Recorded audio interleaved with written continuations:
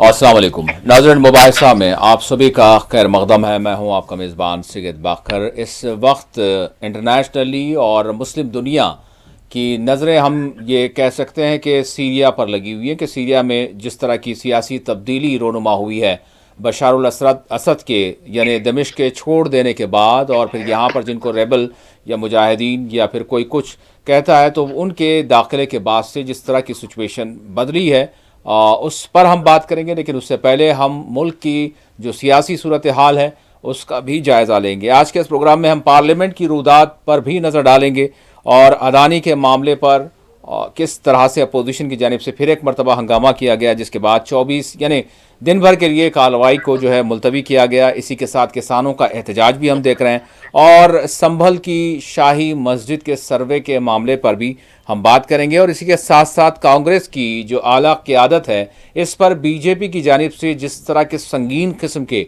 इल्ज़ामात आयद किए जा रहे हैं, बिलखुसूस जॉर्ज सोरोस फाउंडेशन को लेकर, और इसके साथ साथ यहाँ तक कि बीजेपी की जानिब से ये भी एक इल्ज़ाम सामने आया जिसको तमाम यानी बड़े अखबारात और मीडिया हाउस ने भी कोट किया, वो ये है कि अमेरिकी स्टेट डिपार्टमेंट यानी भारत में, और फिर कांग्रेस का उसमें भी नाम लिया गया कि ये यहाँ पर एक अदम इस्तेहकामी पैदा कर रहे हैं, और उस पर भी आज के इस प्रोग्राम में हम बात करेंगे। और साथ ही साथ बांग्लादेश के साथ हमारा जो एक हमने जो एक ढाका में जिस तरह की बातचीत हुई और जो तल्खियाँ हम देख रहे हैं पिछले चंद दिनों के दौरान, तो क्या उसको दूर करने की कोशिश की गई है, क्या कुछ बांग्लादेश में चल रहा है, उस पर भी हमारी बात होगी। और इसके साथ साथ हम गाज़ा में जो कुछ सिचुएशन है और शाम में जो हुआ है उसके असरात, फिर फ़लस्तीन में गाज़ा में क्या हो रहे हैं, और अमेरिका की जानिब से दुनिया की दीगर बड़ी ताकतों की जानिब से किस तरह के रद्द-ए-अमल सामने आ रहे हैं, और शाम में होने वाली तब्दीली पर मुस्लिम दुनिया में क्या माहौल है और किस तरह के रद्द-ए-अमल सामने आ रहे हैं, इस पर भी आज के इस प्रोग्राम में हम बात करेंगे। मेरे साथ इस वक्त फ़ोन लाइन के जरिए जुड़ चुके हैं सीनियर सहाफ़ी, सियासी तजियाकार शेख मंजूर अहमद साहब। मैं मंजूर साहब का इस्तकबाल करता हूँ। मंजूर साहब अस्सलाम वालेकुम। वालेकुम सलाम। मंजूर साहब, मैं सबसे पहले चाहूँगा कि हम अपने देश की बात करेंगे और पार्लियामेंट की जो रुदात है उसको आप किस तरह से देख रहे हैं। यानी रोज़ाना हम हंगामों की नज़र मामला हो रहा है, बहरहाल आज की जो कार्रवाई रही। जी मंजूर साहब। देखिए, ये डेडलॉक कंटिन्यूसली रहा जब जी। से पार्लियामेंट शुरू हुआ है। कभी संबल पर, कभी जो दूसरे जो अडानी मसले पर है, कभी इलेक्शन पर वो आ रहा था। जी। ये बहुत सारी चीजें हैं जिन पर, और पहले से ही अडानी का मसला उठाया था राहुल गांधी ने, जिस पर भी हंगामा आराई हुई है। अब आज एक तरफ से बीजेपी ने एलिगेशंस लगाए हैं सोनिया गांधी के बारे में कि उनको लिंक्स है जॉर्ज सोर्स के साथ, जो एक हंगरियन वो जो फिलैंथ्रोपिस्ट है, हालांकि जिसके बारे में उन्होंने कहा वो एक जो है एनजीओ है, जिसमें वो कोई नॉन प्रॉफिटेबल ऑर्गेनाइजेशन है जी। उसमें शायद उन्होंने कभी फंड्स दिए होंगे, तो उसका तो डायरेक्टली और इनडायरेक्टली उसका फायदा तो इनको तो नहीं होता है जी। वो तो एक मसला है। दूसरी तरफ जो है, आज बराबर राहुल गांधी ने कंटिन्यूसली जो प्रेशर वो रखता है अडानी के मसले के बारे में। आपने देखा उन्होंने 2 मेंबर्स ऑफ पार्लियामेंट को, एक को प्राइम मिनिस्टर मोदी का वो चेहरा बनाया था, दूसरे ने अडानी का बनाया था, जिसको उन्होंने पार्लियामेंट के लॉन्स में डिस्प्ले भी किया जी। यानी कि वो कंटिन्यूसली इस पर अपना प्रेशर बराबर डाल। लेकिन इसके साथ ही हमने ये भी देखा कुछ पार्टीज जो है इंडिया अलायंस के, वो कभी कुछ मसाइल पर डिस्टेंस रखना चाहते हैं। विद इन इंडिया अलायंस में भी कहीं कहीं जो है क्राइसिस हो रहे हैं, इनफाइटिंग हो रही है। एक तरफ ये सामने आया है कि ममता बनर्जी इंडिया अलायंस का जो है चेयरमैन के ओहदे के लिए वो अपने आप को दावेदार समझती है, और वो कहती है मैं ही इसकी हकीकी दावेदार हूँ। दूसरी तरफ समाजवादी पार्टी ने भी डायरेक्टली और इनडायरेक्टली राहुल गांधी पर निशाना डालना जी जी। वो कहते हैं हमारा खारगे चेयरमैन है, राहुल गांधी नहीं है, और इसीलिए शायद राहुल गांधी ने कल सारे मेंबर्स ऑफ पार्लियामेंट की जो अपनी पार्टी की है उनकी मीटिंग बुलाई है یہ صحیح ہے. اس کو پہلے انڈیا الائنس کے لیڈر رہنماؤں میں آپس میں تال میل بڑھانے کی ضرورت ہے, اور ان میں جو غلط فہمیاں ان کو بھی دو, تاکہ وہ ایک یونائٹڈ اپوزیشن کی طریقے سے جو بھی مسائل ہے, لوگوں کے مسائل ہے, نیشنل ایشوز ہے یا ہے, اس پر ایک جٹ ہو کر کام کرے اور ان کو اٹھائے. ایک اور مسئلہ جو سب سے بڑا آیا ہے وہ جو ہے راجیہ سبھا میں چیئرمین کے خلاف نو کانفیڈنس موشن داخل کی گئی ہے. حالانکہ یہ پہلی بار ہے کہ ایسا ہوا ہے جس کی بی جے پی تنقید بھی کر رہی ہے کانگریس کی کہ ایسا نہیں کرنا چاہیے. یہ ایک جو ہے اس کا عہدہ جو ہے بہت اہم ہے, اس سے جو ہے وقار جو ہے پارلیمنٹ کا اس کو ٹھیس پہنچ رہے, لیکن انہوں نے کیا ہے, اور انہوں یہ الیگیشنز بھی لگا رہے ہیں کہ ان کا جو اپروچ ہے وہ صحیح نہیں ہے. یہ سارے معاملے دکھا رہا ہے کہ یہ سارا سیشن ہی اسی طریقے سے گزرے گا. اس میں کوئی جو ہے کام کرنے کے لیے جو لوگوں کے مسائل ہے, جو کچھ بیسک ایشوز ہوتے ہیں, وہ پھر ان پر بات ہی نہیں ہوتی ہے, اور یہی ہے کہ بڑے بڑے ایشوز آتے ہیں اور پارلیمنٹ کی کاروائی ٹھپ ہوتی ہے. اب یہاں سے کسانوں نے بھی کہا کہ وہ اپنی ایجیٹیشن ہے وہ اس کو ختم نہیں کریں گے. یہ ساری چیزیں ملا کے جو ہے ایک کنفیوزنگ سچویشن پیش کر رہی ہے سارے ملک میں, خاص کر پارلیمنٹ میں جو ہو رہا ہے اس پر بھی ایک کنفیوژن ہے, کیوس ہے, اور کوئی بھی ایفرٹ نہیں کیا جا رہا ہے دونوں سائڈوں سے کہ اس جو لوگ جام ہو گیا ہے اس کو بریک کرنے کے لیے کوئی میٹنگ بلائی جائے تاکہ پارلیمنٹ کی کاروائی بھی جو ہے پورے طریقے سے بحال ہو سکے. جی مدعو صاحب, اب ون نیشن ون الیکشن کی جو بات کی جا رہی ہے کہ بل پیش کیا جا سکتا ہے اس یعنی سرمائی سیشن میں, کیا مطلب کیا ضروری, اتنا ضروری ہے, کیوں اس کو جو ہے اتنی اہمیت دی جا رہی ہے؟ دیگر جو ہے بہت سارے مسائل ہیں, معاملات ہیں. دیکھیے ون نیشن یہ ان کو بی جے پی کا ایجنڈا یہ کئی سالوں سے ہے. ان کو لگتا ہے کہ ون نیشن ون الیکشن ان کے لیے زیادہ سود مند ثابت ہوگا, یہ ان کی ایک رائے ہے. اسی لیے یہ بار بار, حالانکہ یہ کہہ رہے تھے کہ اس سے خرچہ بڑھ جائے گا, لیکن ساتھ ہی ساتھ یہ بھی کہتے ہیں جو انڈیا کا ڈیموکریٹک سسٹم ہے یہاں پر یہ پاسبل نہیں ہے, کیونکہ ہو سکتا ہے کل کسی ایک تو خود بھی الیکشن کمیشن نے کہا ون نیشن ون الیکشن میں جو میونسپلٹی یا لوکل باڈیز الیکشن وہ اس کے ساتھ نہیں ہو سکتے, انہوں نے پہلے ہی کہا. دوسری بات یہ ہے کہ کبھی کانسٹیٹیوشنل کرائسس کسی اسٹیٹ میں ہو رہی ہے جہاں کی اسمبلی کو برخاست کرنا پڑتا ہے, تو وہاں کا کیا اسٹیٹ رہے گا؟ وہاں پر اگر کیا ان کو بھی 4 یا 5 سال ویٹ کرنا پڑے گا جب الیکشن ہو جائے گی؟ یہ جو ہے اس پر, اور اس کے لیے مجھے لگتا ہے اس کے لیے 2/3 میجارٹی کی ضرورت پڑے گی, جو اس وقت جو ہے بی جے پی کو حاصل نہیں ہے. لیکن یہ اس ایجنڈے کو پرسیو سیریسلی کر رہے ہیں. کچھ اپوزیشن پارٹیز بھی ہے, ان میں سے ایک آدھ جو اس پر بی جے پی کی حمایتی ہے. اب مجھے لگتا ہے یہ ایک بار اس کو پھر سے ریک اپ کرنا چاہتے ہیں تاکہ ڈائیورٹ اٹینشن ہو لوگوں کے, اپوزیشن پارٹیز کے اس مسئلے پر, اور جو دوسرے مسائل ہیں ان پر زیادہ دھیان نہ ہو. اچھا مدعو صاحب, اسی کے ساتھ ہم دیکھ رہے ہیں کہ پارلیمنٹ کے اندر جو عوام کے حق میں جو ایشوز اٹھنے چاہیے وہ ہیں, لیکن باہر کی اگر ہم بات کریں تو ہمارے عدالتوں میں جو اس طرح کے جو ہے مقدمات ہیں, اور پھر جس طرح سے مساجد کو جو نشانہ بنایا جا رہا ہے, اب سنبھل کی جو شاہی مسجد کا معاملہ ہے سروے کا, اس کو آپ کس طرح سے دیکھ رہے ہیں؟ مطلب یہ اب چلتا رہے گا آگے, اور یعنی کوئی راحت نظر نہیں آتی کس طرح کی؟ دیکھیے یہ سب سے بڑی بدقسمتی ہے. ایک جو بنایا تھا places of religious worship act, worship act نہیں ہے, اس میں یہ کلیئر بنایا تھا کہ بابری مسجد کے بغیر تمام جو ریلیجس پلیسز ہے جو ان کا سٹیٹس 1947 میں ہے اس کو برقرار رکھا جائے گا. اور اس کے بعد بابری مسجد کی جو ہے वर्डिक्ट आ गया जिसमें सारे जजेस ने यूनानिमसली ये कहा कि इस चैप्टर को क्लोज करना चाहिए। इस पर मजीद जो हुआ था बाबरी मस्जिद के बारे में, मजीद इसमें कोई गुंजाइश नहीं है किसी और डिस्प्यूटेड जगह का जो रिलीजियस प्लेसेस है उसका मसला उठाया जाए। ये क्लियरली सारे जजेस ने लिखा था। अब उसके बाद क्या हुआ है, बदकिस्मती से 2023 में एक जजमेंट आई, 3 मेंबर्स की जजमेंट आई जिसमें ये कहा गया है कि इसमें कोई हर्ज नहीं है अगर सर्वे किया जाए। लेकिन इसका मतलब ये नहीं है कि इसका जो स्टेटस है इसको चेंज किया जाए। लेकिन ये जो जजमेंट है ये कंट्रोवर्शियल इस वजह से बनी कि अगर एक चीज आपने खत्म ही किया था, इस पर कोई फर्दर डिलिबरेट नहीं हो जाएगा ये जी। तो आपने इसको पंडोरा बॉक्स खोल दिया ना, आपने इसको बनाया।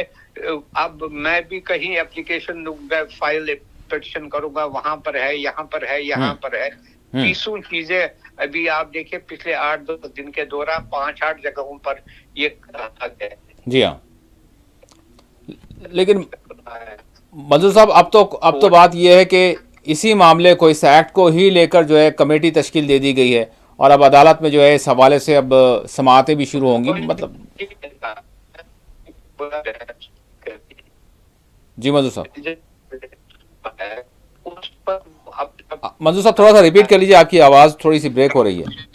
अब आप एक सुप्रीम कोर्ट में एक जो है 3 मेंबर बेंच बनाया गया है, कहा गया है कि रिलीजियस प्लेस का वर्शिप एक्ट जो है जी उसके बारे में अब ये खत्मी राय, अगर वो कहेगा कि ये फाइनल है तो जो चीज का मंजूर साहब थोड़ी सी आवाज आपकी ब्रेक हो रही है जी। तो जो है ये मसले खत्म हो जाएंगे। लेकिन पता नहीं, अगर आप देखा आया सिर्फ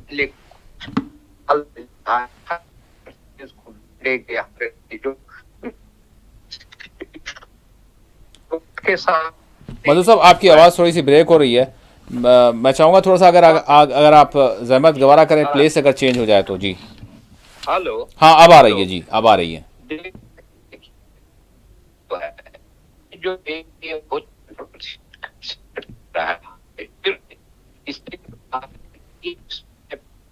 ना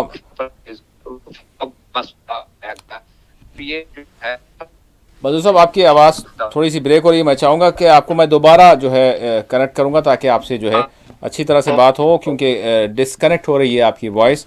नाज़रीन, हम जिस तरह से बात कर रहे हैं और यही देख रहे हैं कि जो अहम मुद्दे हैं उस पर कोई काम नहीं हो रहा है, बल्कि हम ये देख रहे हैं कि ऐसे ऐसे इश्यूज़ को खड़ा किया जा रहा है जो मुल्क के मफाद में किसी सूरत नहीं हो सकता। ये जिस तरह का एक सिलसिला चल पड़ा है, जिस तरह से मंजूर साहब ने भी उस पर रोशनी डाली कि एक के बाद एक ये जो सारे मामलात हो रहे हैं, मसाजिद को निशाना बनाना या फिर ज़ियारत गाहों को जो है निशाना बनाना और बाज़ाब्ता तौर पर कोर्ट्स के दरवाजे ऐसी दरख्वास्तों पर समाअत के लिए खुल जाना। हमको वो दिन भी याद है जब 5G के हवाले से एक यानी बॉलीवुड की स्टार, यानी अगर हम जूही चावला की बात करें तो उन्होंने दरख्वास्त की थी, सुप्रीम कोर्ट से रुजू किया था इस मामले को, और इस पस मंज़र में उन्होंने किया था कि लोगों की सेहत का मामला है, इस पर जो है 5G के जो टावर्स लगेंगे तो उसके रेस से बहुत सारा जो इंसानी जो सेहत का मामला है वो मुतासिर होगा। तो उसको कोर्ट ने रिजेक्ट कर दिया था और भारी जुर्माना किया था कि आप कोर्ट का वक्त ज़ाया कर रही हैं, आप शोहरत जो है हासिल करना चाहती हैं, वो जो पहले ही से शोहरत याफ्ता हैं। लेकिन यहाँ पर कोई भी गली कूचे का कोई भी बंदा है वो उठ रहा है और उठकर वो किसी भी खदीम, सैकड़ों साला खदीम जो है इबादत गाह के हवाले से दावा कर रहा है और उसको यानी कोर्ट्स, अदालतें उसको इंटरटेन कर रही हैं, सुन रही हैं, समाअत कर रही हैं। जी मधु साहब। हाँ देखिए, सबसे बड़ी बात ये है कि अदालत ने खुद ही दरवाजा खोल दिया 2023 की जजमेंट से। जी जी, ये जब खोल दिया तो नेचुरली बहुत सारे लोग ऐसे हैं जो चाहते हैं ऐसे इश्यूज को रेकअप करने के लिए। हाँ, और यही वजह है कि जब उन्होंने कहा नहीं सर्वे हो सकती है, हाँ, لیکن اسٹیٹس چینج نہیں ہوگا. یہ کون سا یہ مجھے سمجھ سے بالا ہے. جی جی کرنے کی ضرورت ہے. دوسری اگر آپ دیکھیں ایجوکیشن جو آئے ہیں یہاں پر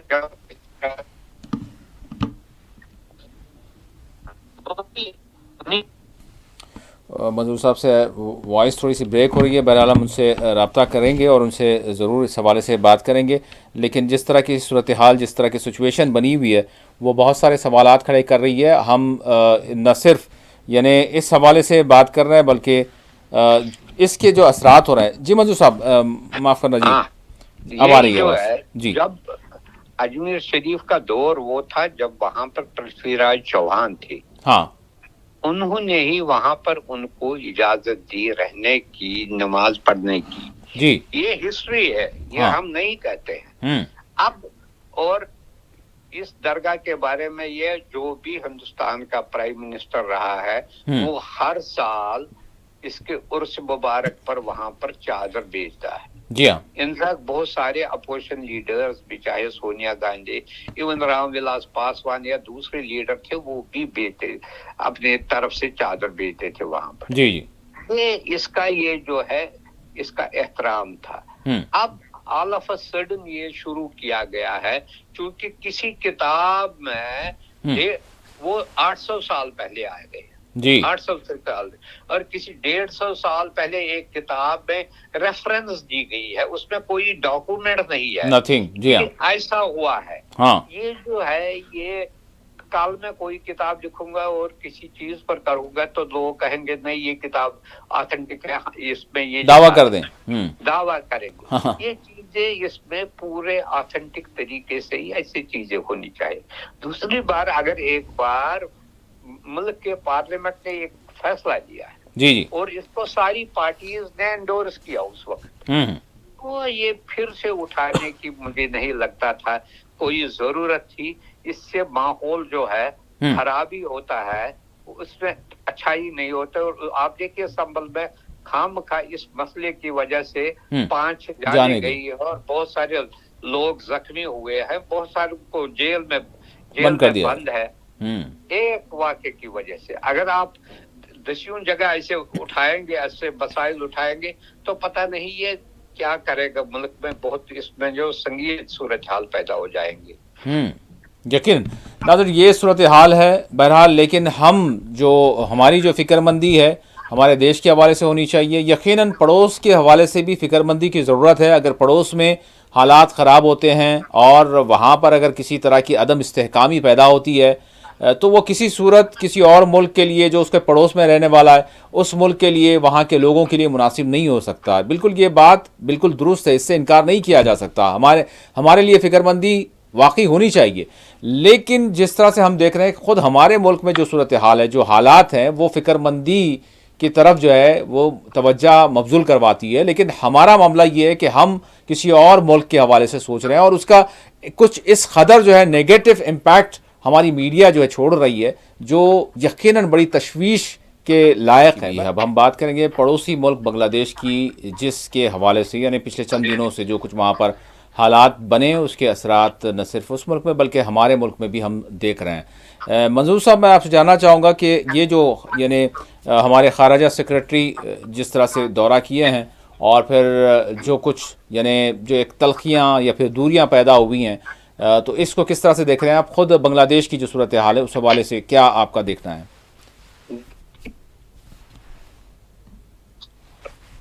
جی منظور صاحب.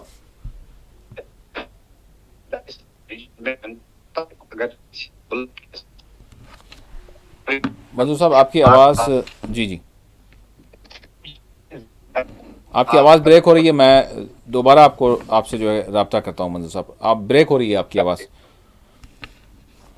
ناظرین یقیناً ہم منظور صاحب سے بات کریں گے، لیکن جس طرح کا ابھی یعنی سلسلہ چل رہا ہے اور اس کے ساتھ ساتھ جو جی منظور صاحب، ہندوستان اور بنگلہ دیش کے درمیان جو تعلقات ہیں سب سے زیادہ خوشگوار رہے ہیں. ہاں، خاص کر اس ریجن میں اگر انڈیا کے تعلقات دوسرے نیبرنگ کنٹریز کے ساتھ دیکھا جائے تو اس کے بارے میں صرف بنگلہ دیش ہی واحد کنٹری تھی جس کے ساتھ بہت اسٹرانگ اور اسٹریٹجک ریلیشنز رہے. ہاں اور ان تعلقات کو جب شیخ حسینہ وہاں پر تھی 20 سال کے تعلقات میں بہت بلندیوں پر آ گیا. جی لیکن ساتھ ہی ساتھ شیخ حسینہ نے وہاں پر جو ایٹروسٹیز کی لوگوں کے خلاف، وہاں پر 2 الیکشن کیے جس میں اپوزیشن نے کبھی پارٹیسپیٹ ہی نہیں کیا، اور جس سے بہت سارے ویسٹرن کنٹریز بھی اس کے خلاف ہو گئے تھے.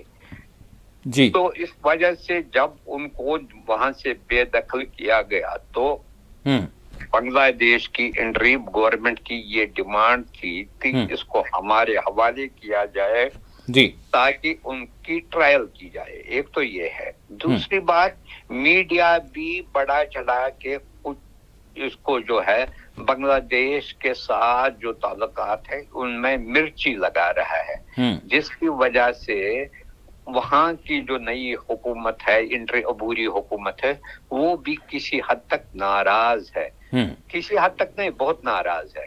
انہوں نے بار بار اپنی جو ناراضگی کا کہ اگر ہمارے ہاں جو ایک مسئلہ جو ریسنٹلی آیا، اسکان کا جو پریس تھا، جی ان کا یہ کہنا تھا اس میں ایک جو ہے ایڈوکیٹ بھی مارا گیا تھا. جی اس کے بارے میں انہوں نے کچھ نہیں کہا. لیکن سب سے بڑی بات یہ ہے، اگر ایسے حالات پیش بھی آئے تو یہ گورنمنٹ ٹو گورنمنٹ مسائل اٹھانے چاہیے. جی میڈیا یا دوسرے گروپس کو اس کو اٹھانے کی ضرورت نہیں تھی.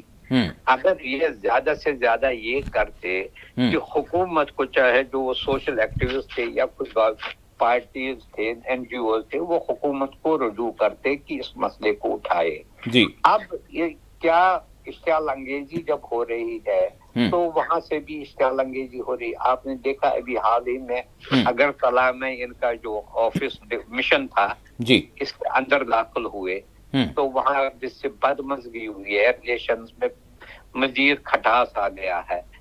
اور یہ اچھی بات نہیں ہے، دونوں ملکوں کے لیے اچھی بات نہیں ہے. جو ایک پارٹنر، اس سے ٹریڈ پر اثر پڑا ہے، پیپل ٹو پیپل کنٹیکٹ اس پر اثر پڑا ہے. بہت سارے ٹرانزٹ پوائنٹس ہیں، ان کو بند کرنا پڑتا ہے. ریل لنک تھا جس میں بہت ساری پرابلمز اب شروع ہونے لگی ہے. تو اس لیے دونوں ملکوں کے رہنماؤں کو، سربراہوں کو مل بیٹھ کر اس مسئلے کو حل کرنے کی کوشش کرنی چاہیے. یہی بہترین طریقہ ہے کہ تعلقات کو پھر سے ریسٹور کیا جائے. جو ان کے خدشات ہے، جو ان کے جو ڈیمانڈس ہے، ان کو جو جائز ڈیمانڈ ہے ان کو بھی ایڈریس کیا جائے، اور انڈیا کی طرف سے جو بھی ڈیمانڈس ہے انٹریم گورنمنٹ پروفیسر یونس کی جو ہے ان کو بھی دیکھنا چاہیے.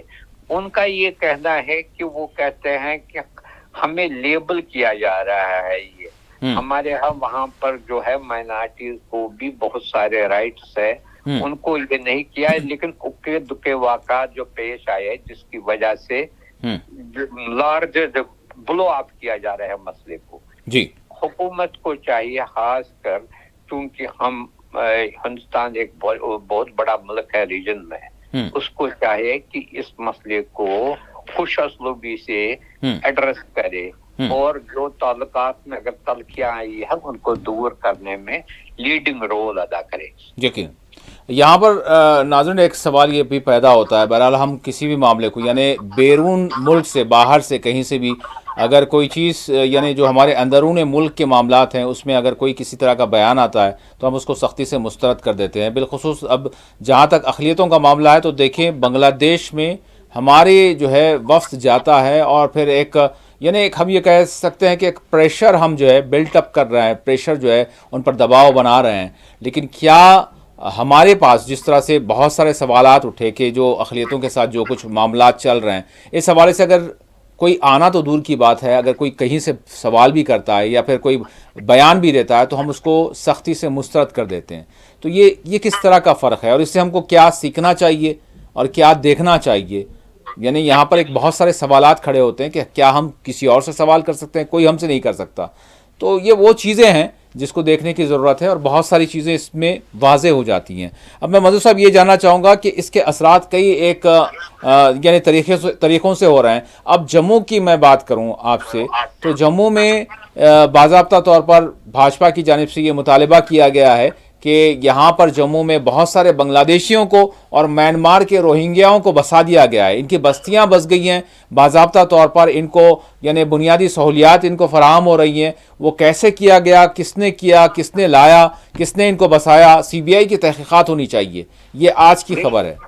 دیکھیے یہ میانمار کے لوگوں کے بارے میں پہلے بھی اس کے بارے میں جو ہے شکایتیں آئی ہے, لیکن جو بھاجپا جو مطالبہ کر رہے انہی کی حکومت تھی, انہی کا جو لیفٹیننٹ گورنر یونین ٹیریٹری تھی, گورنر راج تھا, انہی کی حکومت تھی. ان کو اگر 8 سال تقریباً 2018 سے لے کر 2024 تک وہی لیفٹیننٹ گورنر کے پاس سارے اختیارات تھے تو اس معاملے کو اٹھانا چاہیے تھا. اب جب 1 مہینہ بھی نہیں ہوا نئی گورنمنٹ کو آنے سے, جس کے پاس پاورز بھی نہیں ہے ابھی تک, جو ہے بزنس کے بارے میں جو ہے نا کہ کس کے پاس کیا محکمہ رہے گا وہ ابھی الاٹ بھی نہیں ہوا جی, تو وہ حکومت کیا کرے گی. اور بیسیکلی یہ جو ہے یہ سیکورٹی ریلیٹڈ مسئلہ ہے, وزارت داخلہ کا مسئلہ ہے, جو گورنمنٹ آف انڈیا نے پہلے ہی کہا ہے کہ یہ لیفٹیننٹ گورنر کے ہاتھوں میں رہے گا. بہتر ہے کہ بھاجپا کو یہ معاملہ لیفٹیننٹ گورنر کے ساتھ اٹھانا چاہیے. یہی وہ اگر وہ تھے نا, آپ کو خود پتا ہے 2018 میں وہاں پر گورنر رول لگ گیا جی, تو ان سالوں میں کئی بات بھی نہیں کی انہوں نے.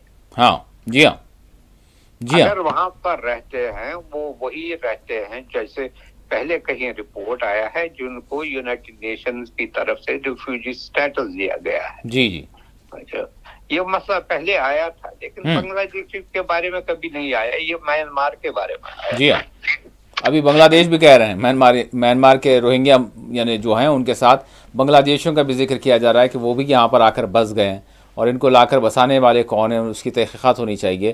تو افسوس کس طرح کا ماحول. 2014 سے بی جے پی وہاں حکومت میں رہی. 2014 میں وہ میجر پارٹنرز تھے. محبوبہ مفتی کی حکومت میں ڈپٹی چیف منسٹر تھا, ان کا اسپیکر ان کا تھا, ہر ایک چیز انہی کے پاس تھا. تو آج تو 10 سال ہوئے نا, 10 سال میں یہ بہت کچھ کر سکتے تھے اس معاملے. یقین. منظور صاحب اب ہم رخ کریں گے سیریا کا. سیریا میں جو تبدیلی رونما ہوئی ہے, یعنی کل اگر صبح سے دیکھیں ابھی تک یعنی جتنا وقت گزرا ہے تو اس میں دمشق میں جب داخل ہو رہے تھے تو اس وقت کی جو باتیں تھی, تبصرے تھے, جو اندازے تھے, جو رپورٹس تھی, اور ابھی تک جو وقت گزرا ہے, تو کس طرح سے آپ صورتحال کو دیکھ رہے ہیں شام کی منظور صاحب؟ کیونکہ دیکھیے یہ سب سے بڑی بدقسمتی ہے. آپ دیکھیے جی, پہلے اسرائیل نے لبنان میں حزب اللہ کی قیادت کو کمزور کیا, ان کو ایک ایک کر کے مار ڈالا, حماس کی قیادت کو مار ڈالا. اب بشار الاسد چاہے وہ ڈکٹیٹر تھا یا کچھ تھا, یہ ان کے خلاف تھا, یہ بھی ختم ہوا. اب ہر جگہ جو ہے اسرائیل کے جو بارڈرز اسٹیٹس ہے ان میں بے چینی اور وہاں پر انریسٹ ہے. یہ بہت ایک خطرناک بات ہے اور ہر ایک کو سوچنا چاہیے کہ اس کے اثرات کیا ہے. دوسری بات جو ہمیں دیکھنا ہے جی, یہ سارا ایڈوانٹیج اسرائیل کو جاتا ہے. اگر آپ نے دیکھا ہوگا جب سے بشار الاسد بھاگ گیا ماسکو, تو انہوں نے جو گولان ہائٹس پر 2 زون جو تھا نا, بفر زون, جی ہاں, بفر زون, اس کو اپنے قبضے میں لیا اور کہا یہ ٹیمپرری ہے اس وجہ سے تاکہ حالات کو سٹیبل ہے. اب دیکھیں آلریڈی اس علاقے میں تباہی تھی, بربادی تھی, اور اس پر جو سیریا کا یہ جو ہوا, کیا اس سے وہاں پر پوری طریقے سے امن آ جائے گا اس خطے میں؟ مجھے نہیں لگتا. مجھے لگتا ہے حالات ایسے ہی ہو جائیں گے جیسے لیبیا میں ہوا, جیسے عراق میں ہوا. چونکہ ہو سکتا ہے سیریا کے एक दो हिस्से भी हो जाएंगे, एक अलवी हिस्सा हो जाएगा, दूसरा शायद सनी हिस्सा भी होने के ऐसा लगता है, क्योंकि कुछ इलाकों पर अभी भी गवर्नमेंट फोर्सेस जो है लताकिया और दूसरे इलाकों में वहां पर उनको अभी है, वो उनके कब्जे में है।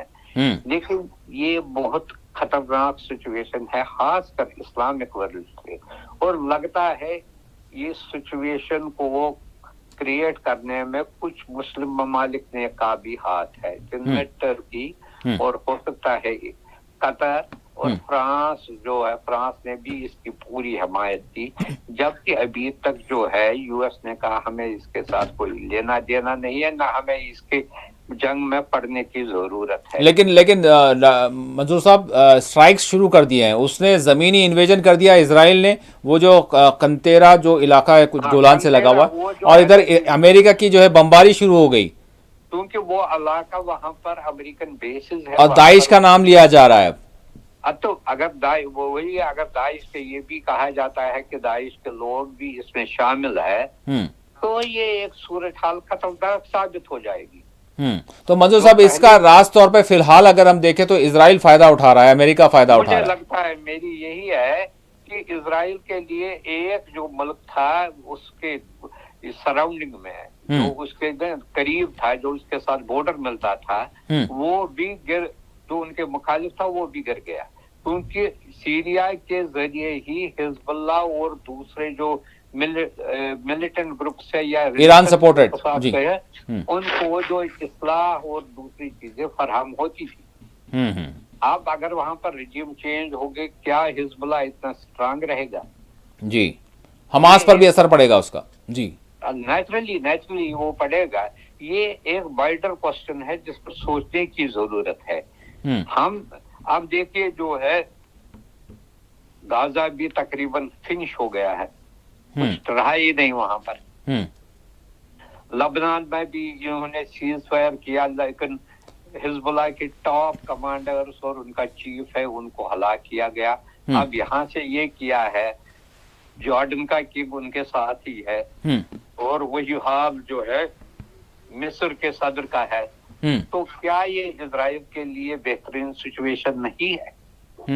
लेकिन मंजूर साहब अगर हम देखें तो जिस तरह से मुस्लिम दुनिया में अगर हम देखें तो सभी नहीं, लेकिन बहुत सारे वो मतलब एक जश्न मना रहे हैं कि एक बड़े जालिम दौर का खात्मा हुआ है, एक बड़े ऐसे जिसने बड़ी जानें ली थी वो और उनके वालिद, तो उनका खात्मा हुआ है, तो एक बहुत बड़ी आज़ादी मिली है शाम के।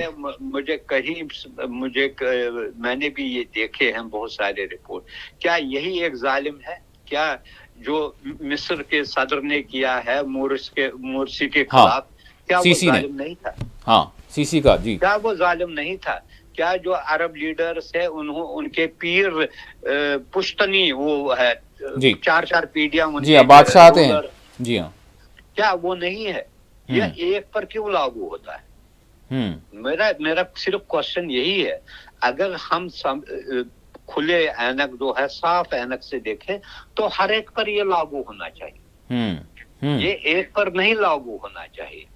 ये जो है, अब देखिए कुछ लोग कहते हैं ये जो ईरान का ये है कि जब ईरान मदद कर रहा है हिजबुल्लाह और हमस को, तो उस वक्त ईरान की बड़ी तारीफ हो रही है।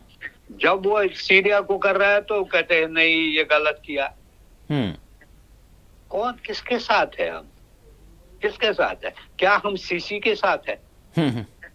नहीं, मुझे बताइए, बिल्कुल, क्या हम उनके साथ है जो गल्फ कंट्रीज जो अभी भी इजराइल के साथ ताल्लुकात बराबर कायम रखे हुए हैं और उनको एस्टेब्लिश भी किए हैं।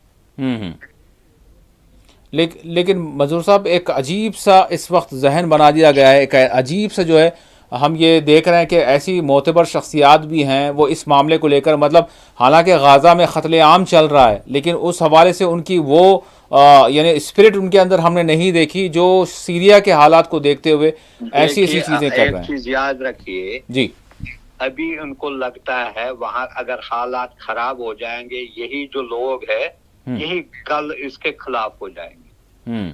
और ये देखिए, ये जो हमने देखा रेजिस्टेंस ग्रुप्स का हर एक जगह ये देखा है जी, उनमें आपस में अभी तो तालमेल है, پھر خانہ جنگی پھر شروع ہو جائے گی. پھر امریکہ کے جیسے آپ نے کہا امریکہ ٹرکی دوسرے جو گروپس ہے وہ اپنے اپنے گروپس کو آگے بڑھانے کی, کردس کا علاحدہ ہو گیا ہے. یہ چیزیں جو ہے یہ لوگوں کو ڈیپلی سمجھنے کی ضرورت ہے.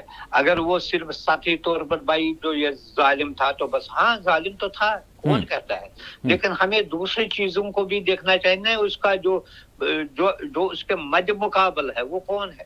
ہاں یہ بھی دیکھنے کی ضرورت ہے بالکل. اچھا منظور صاحب, یہ جو ابھی جو جن کو ریبلز کوئی کہہ رہا ہے, کوئی مجاہدین کہہ رہا ہے, کوئی دہشت گرد کہہ رہا ہے, تو ان کا جو تھوڑا سا ریکارڈ ہے تو وہ اس کو کس طرح سے دیکھ رہے ہیں؟ کیا مطلب اب ویسٹ نے ان کو ایک ماڈریٹ کا نام دیا ہے, ایک ماڈریٹ یعنی اسلامسٹ اس طرح سے. ویسٹ والے بھی بہت بڑے چالو آدمی ہیں. اچھا, ان کو وہ کہتے ہیں جو اس وقت کے القاعدہ تھے وہ اب ریفارم ہو گئے. ہاں جیسے ان کے ساتھ ان کا ساتھ میل ملاپ اتنا ہے تو اب ان کو سمجھ میں آ جائے وہ نہیں کریں گے جو انہوں نے اس وقت 2011 یا 13-14 میں کیا تھا. یہ جو ہے یہ ویسٹ کے اس کا طریقہ ہے اپنے لوگوں کو جسٹیفائی کرنے کے لیے, اپنے جو ملیٹنٹ گروپس ہے ان کو یہ بتانے کے لیے یہ ریفارمسٹ ہے, ماڈریٹ ہے. اور انہوں نے پہلے بھی یہی کیا. Even he was affiliated to ISIS also. بعد میں انہوں نے لڑائی کی یہ اور بات ہے. جی یہی جو ہے نا یہ کیا اس سے وہ چینج ہو جائے گا.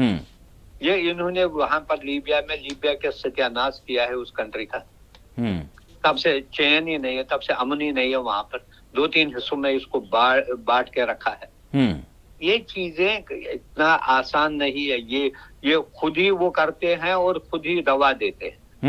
اچھا امریکہ کی جانب سے یعنی بھاری یعنی کہ انعام رکھا گیا ہے یعنی جولانی کے نام پر, جو ابھی تحریر الشام کی جو سربراہ ہیں جو داخل ہوئے, اور پھر انہی سے CNN باضابطہ انٹرویو لے رہا ہے بڑے آرام کے ساتھ جو ہے بیٹھ کر, جن کے سر پر جو انعام ہے. ریوارڈ بھی ختم ہی ہو جائے گا ابھی. دیکھیے یہ جو ہے ٹھنڈے بستے میں پڑے گا.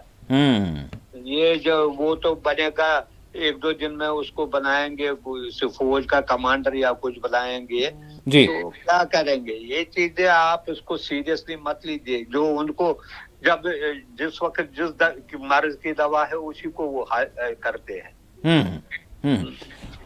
منظور صاحب, اب اس کے اثرات فوری طور پر اگر ہم تھوڑا سا غزہ کی طرف دیکھیں, اور کیا آپ کو نظر آ رہا ہے کیا وہاں کی جو سچویشن ہے سبھی نے بھلا دیا, ایون مسلم دنیا بھی اب صرف شام کی بات کر رہی ہے اور جشن منا رہے ہیں بہت سارے لوگ.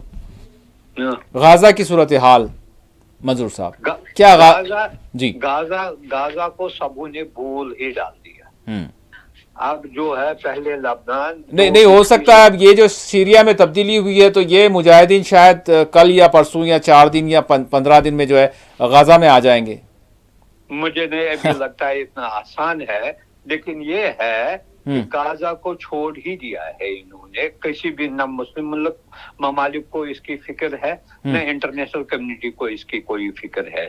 جو کچھ وہاں پر ہو رہا ہے, آئے دن بمباری ہوتی ہے کہ 40-50 لوگ مارے جاتے ہیں, اور نہ اس کے بارے میں کوئی سیز فائر کی بات ہو رہی ہے, نہ کچھ ہو رہا ہے. یہ بدقسمتی ہے ہماری کمیونٹی کی, ہماری جو انٹرنیشنل عالمی طاقتوں کی یہ ہے کہ انہوں نے کھلا چھوٹ دیا ہے اسرائیل کو, جو کچھ بھی وہ وہاں پر کرنا چاہتا ہے کرے. یہاں تک کہ قطر نے دھمکی دی تھی حماس کے رہنماؤں کو, اگر انہوں نے وہ جو ہے ان کے ٹرمز پر سیز فائر کو نہیں مان لیا تو وہ ان کو نکالیں گے وہاں. جی یہ چیزیں ہمیں پتا ہے, اس کو زیادہ یہ جو بدقسمتی ہے اس کا کچھ نہیں کر سکتے. مدعو صاحب آخری سوال کروں گا, اب ڈونالڈ ٹرمپ نے جس طرح سے, ڈونالڈ ٹرمپ سے ہم کیا امید کر سکتے ہیں؟ اور دوسری چیز یہ ہے کہ جس طرح سے انہوں نے کہا کہ 20 یعنی جنوری تک, یعنی ان کے عہدے کا چارج سنبھال لینے تک انہوں نے باضابطہ طور پر حماس کو جو ہے ایک الٹیمیٹم دیا کہ آپ ہمارے یہ جو اسرائیلی کیپٹیوز ہیں ان کو چھوڑ دیں, ورنہ خطہ جہنم سے جو ہے جہنم نما ہو جائے گا. جی دیکھیں اس کے ٹرمپ کی ایٹ لیسٹ 1-2 چیزیں اچھی بھی ہے. اس نے کہا کہ ہم سیریا کے کرائسس میں نہیں پڑنا چاہتے ہیں, دور رہیں گے. ایٹ لیسٹ کیٹیگوریکل سٹیٹمنٹ اس نے دیا ہے, جو بائیڈن کی ایڈمنسٹریشن نے نہیں کیا.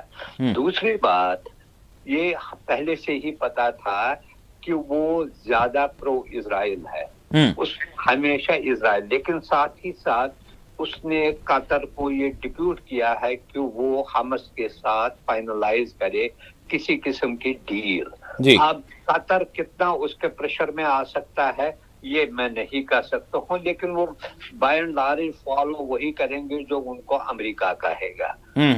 تو اب دیکھنا ہے کہ آئندہ 1 مہینے کے دوران کیا وہ کوئی سیز فائر ہوگا، کوئی ڈیل ہوگی، صرف ہوسٹیجز ریلیز کیے جائیں گے یا جنگ بھی بند کی جائے گی، اس کے بارے میں ابھی کچھ نہیں کہہ سکتا ہے، کیونکہ کلیئرٹی کسی کو غزہ کے بارے میں نہیں ہے۔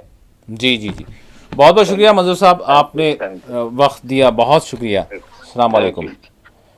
ناظرین، بہرحال جس طرح کی سچویشن، جس طرح کے حالات ہیں، شام کے حوالے سے ہم نے بات کی، اور شام میں جس طرح کی تبدیلی رونما ہوئی ہے، اس کو لے کر بہت سارے تبصرے اس وقت چل رہے ہیں، چاہے وہ میڈیا میں ہو، مین اسٹریم میڈیا میں ہو، انٹرنیشنل میڈیا میں ہو، اور پھر اس کے ساتھ ساتھ مسلم دنیا کی میڈیا کی بات کروں گا میں بالخصوص۔ اگر بھارت کی بات کریں تو بہرحال یہ دیش میں ہی، دیش کے جو اہم معاملات ہیں اس میں کس طرح کا جو ہے ان کا ایک نریشن ہوتا ہے، تو وہ تو کہیں جچتے ہی نہیں انٹرنیشنلی، اور پھر مسلم دنیا کے حوالے سے تو کچھ اور ہی بولتے ہیں۔ لیکن جو مسلم دنیا کی جو صورتحال ہے، جس پر ویسٹ نظر رکھتا ہے، اور کبھی بڑی باریک بینی سے جو ان کے تبصرے ہوتے ہیں، اور کبھی جو ہے اپنی پالیسیز کے تحت وہ ایک اپنا نریشن جو ہے پیش کرتے ہیں، تو وہ ساری چیزیں چل رہی ہیں، اور اس میں بھی ہم مختلف دیکھ رہے ہیں۔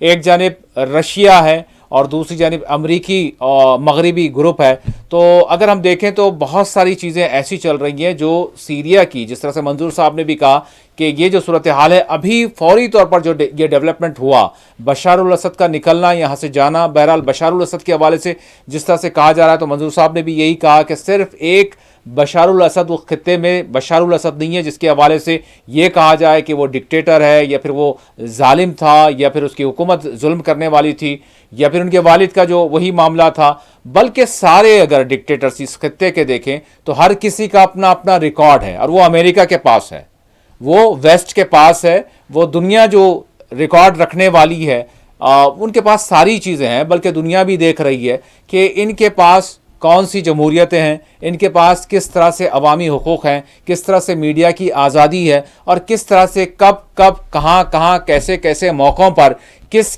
کے خلاف ایٹروسٹیز ہوئی ہیں، کتنے آج بھی تہہ خانوں میں بند ہیں، کتنوں کے جو ہے گلے جو ہے، یا پھر ہم کہیں کہ گردن زنی کر دی گئی ہے، جن کا نام و نشان نہیں ہے، جن کو گھروں کے ساتھ جو ہے تہ کر دیا گیا ہے، وہ سارے ریکارڈز ہیں۔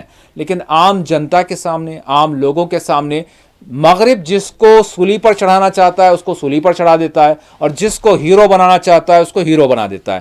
تو یہ جو عرب خطے کی سلطنت عثمانیہ کے خاتمے کے بعد، میں کہہ رہا ہوں سلطنت عثمانیہ کے خاتمے کے بعد، سلطنت عثمانیہ جب تک تھی، یہ سارا مسلم عالم اسلام اگر ہم کہیں ایک تھا، ٹھیک ہے، ہر سلطنت میں، ہر حکومت میں کہیں نہ کہیں کچھ نہ کچھ خامیاں، کچھ نہ کچھ زیادتیاں ہوتی ہیں، لیکن مسلم دنیا ایک تھی، یہ حصے بکرے نہیں تھے، یہ کٹ پتلیاں نہیں تھیں، یہ ظالمین نہیں تھے۔ لیکن اس کے بعد ہم نے دیکھا کہ مغرب کی جانب سے، برطانیہ کی جانب سے، برطانیہ کے دیگر حواریوں کی جانب سے اس سلطنت عثمانیہ کو توڑا گیا، حصے بکرے کیے گئے، اپنے پپیٹس کو الگ الگ مقامات پر بٹھایا گیا، کسی کو کوئی خطہ دے دیا گیا، کسی کو کوئی مقام دے دیا گیا، اور پھر ان کے ساتھ جس طرح سے کھیل کھیلا گیا، اور جس طرح سے عرب دنیا کی یہاں کی دولتوں پر قبضہ کیا گیا، اور اپنے مفادات کے لیے یہاں کے لوگوں میں جو بھائی چارہ ہوا کرتا تھا، جن میں کوئی مسئلہ کی جو آج جس طرح کا تفریق، نفرت پیدا کی جا رہی ہے،